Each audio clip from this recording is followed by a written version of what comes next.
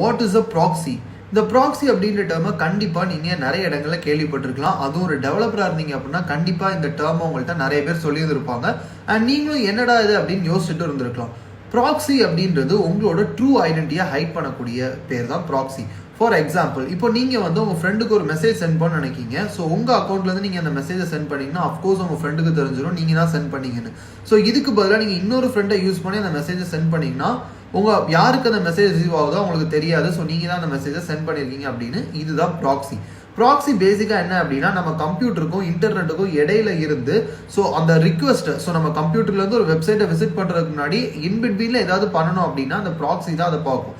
For example சொல்லணும் அப்படின்னா, schools காலேஜஸில் இருக்கக்கூடிய இன்டர்நெட்ல இருந்து நீங்கள் பார்த்தீங்கன்னா தெரியும் நிறைய வெப்சைட்டை ஆக்சஸ் பண்ண முடியாது. பிகாஸ் ஸ்கூல்ஸ் அண்ட் காலேஜஸ் என்ன பண்ணியிருப்பாங்கன்னா, பிஃபோர் ஆக்சஸிங் த இன்டர்நெட் இன்பிட்வீனில் ப்ராக்ஸி யூஸ் பண்ணியிருப்பாங்க. ஸோ பிகாஸ் ஆஃப் தட் நீங்கள் ஏதாவது சோஷியல் மீடியா வெப்சைட்ஸை ட்ரை பண்ணும்போது sorry this website can be access அப்படின்னு வரும்.